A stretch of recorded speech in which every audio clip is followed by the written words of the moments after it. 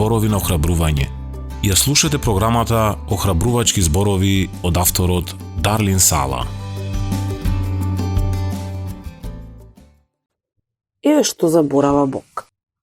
Спомни каков било датум од 1980-та на Джил Прайс и таа ќе ти каже што и се случило на тој ден.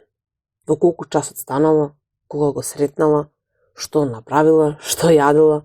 Всушност таа е човечки дневник, пишува Бари Вигмор.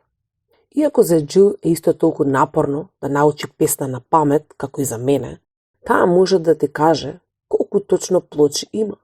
Проблемот е што исто така може да се сети на секоја глупава грешка што ја направила, како тука што да се случува. Моето сеќавање е пресилно, вели таа. Таа е како пуштен филм кој никогаш не престанува. Повеќето го нарекуваат дар, но јас го нарекувам бреме. Сиот ме живот ми поминува низ глава секој ден и ме излудува. Може ли да замислиш колку болно е да се сеќаваш на сите сложени детали, на се што некогаш си сгрешил?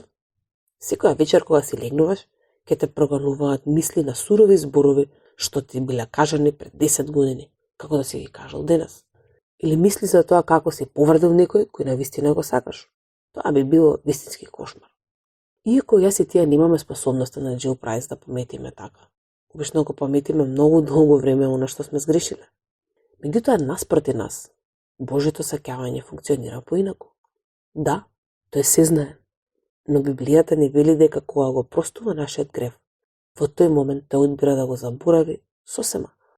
А Бог вели, а јас, заради себе ги бришам твоите престапи и не си спомнувам за твоите гревови. Исаија 43, 25 стих. Тој ги брише нашите гревови од своето сеќавање и никогаш нема да бидат донесени против нас во цела вечност. Дали живееш со куп вина поради она што го стори во минатото? Дали го замоли Бог да ти прости?